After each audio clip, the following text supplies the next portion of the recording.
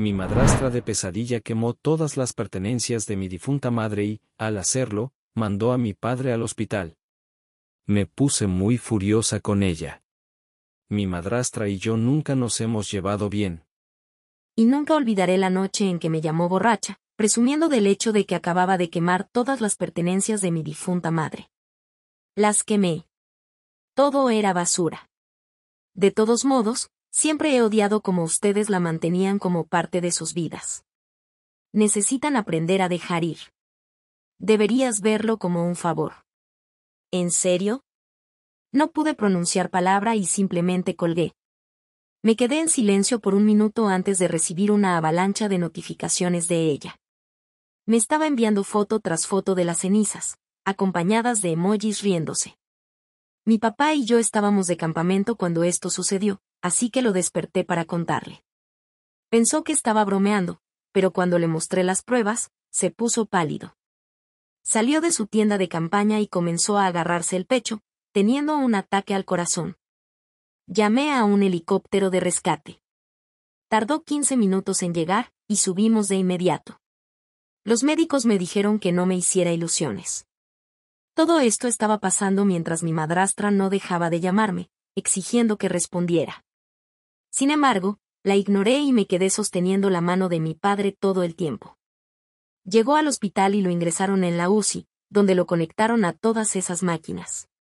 Me senté junto a su cama, sujetándole la mano, observando cómo su pecho subía y bajaba. La idea de perderlo era insoportable.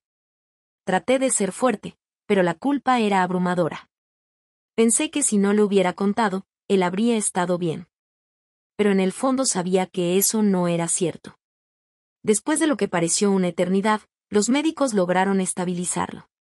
Dijeron que había tenido suerte de salir adelante, pero que seguía en un estado frágil.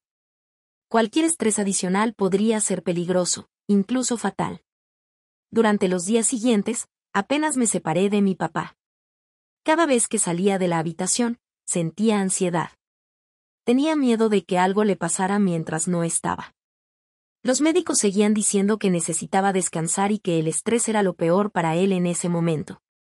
Pero era difícil considerando que mi madrastra había quemado todas las pertenencias de mi madre.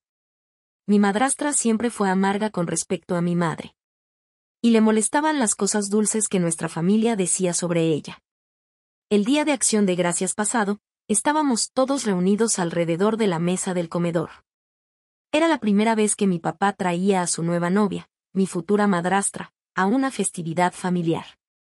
Todos estaban curiosos por conocerla.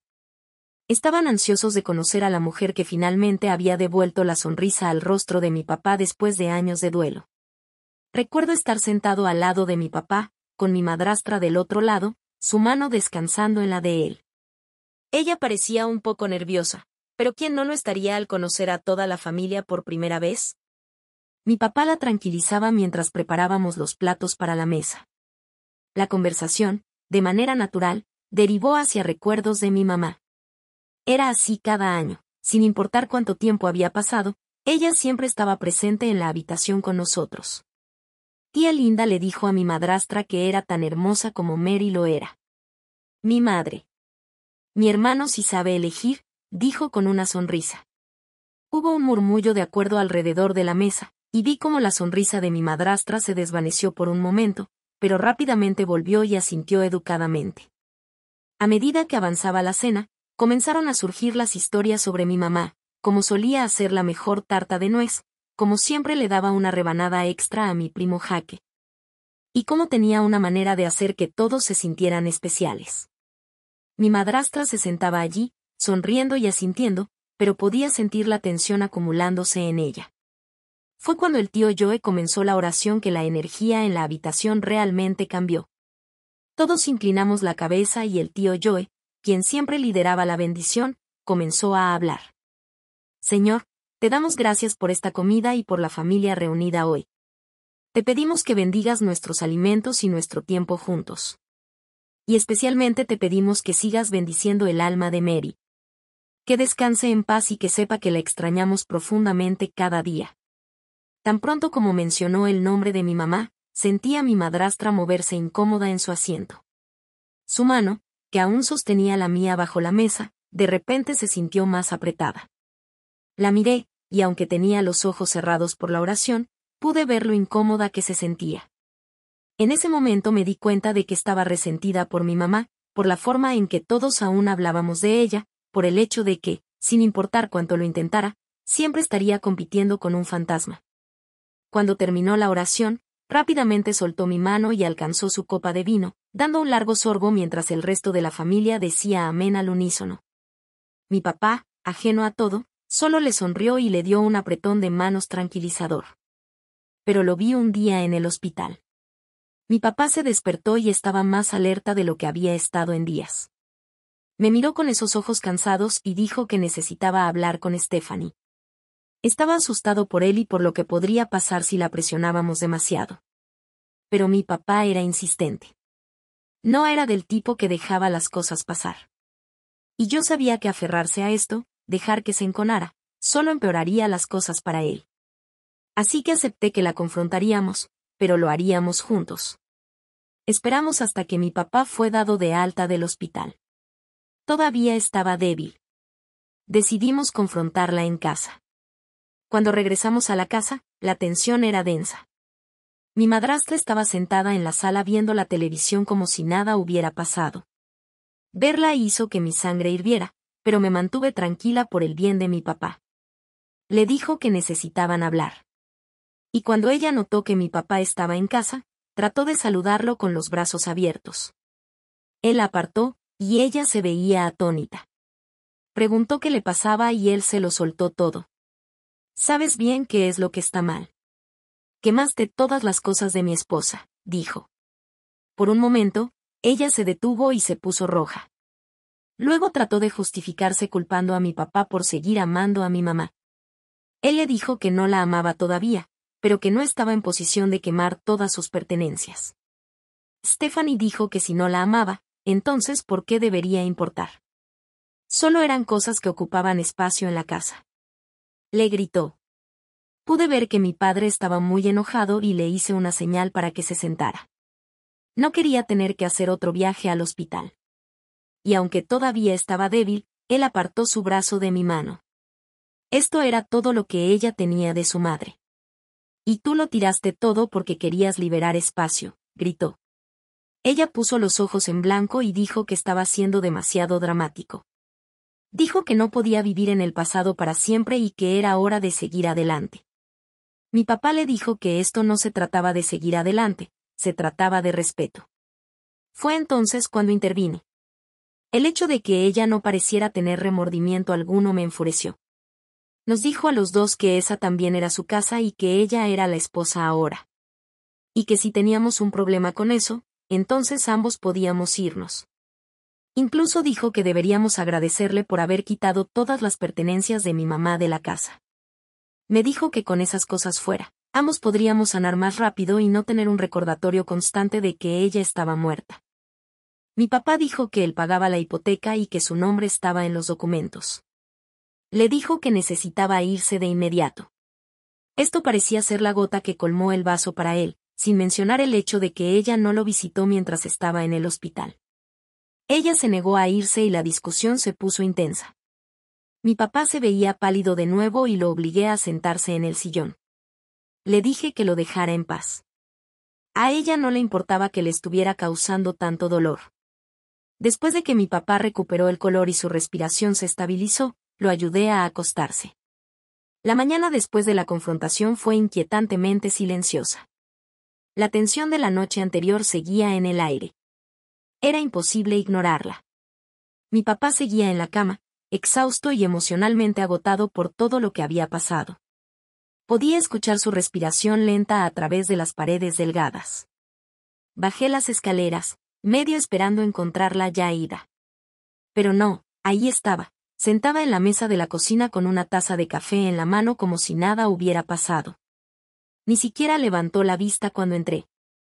Su atención estaba completamente en su teléfono. Sus dedos se movían rápidamente por la pantalla.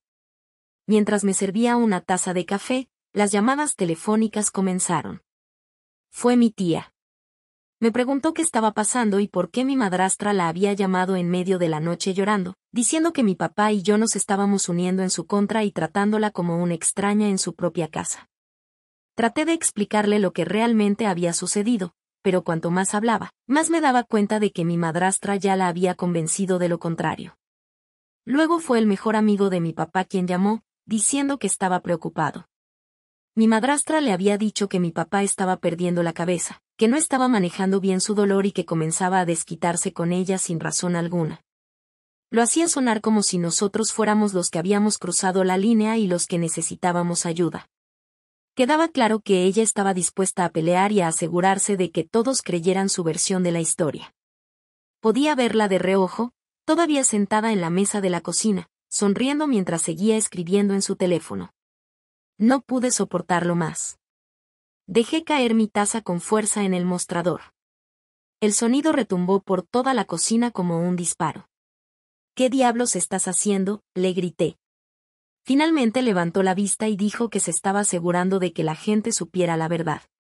Dijo que mi papá y yo claramente no estábamos en el estado mental adecuado para manejar esto, así que ella se encargaría. Me reí.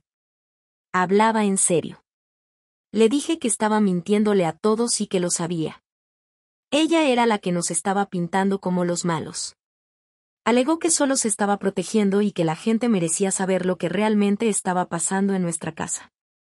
Luego comenzó con un discurso sobre cómo nunca había sido bienvenida en nuestro hogar y cómo mi papá y yo la habíamos tratado como una simple sustituta desde que mi madre murió. Le dije que esa era la casa de mi papá y que estaba resentida porque no era ni la mitad de buena mujer que mi mamá.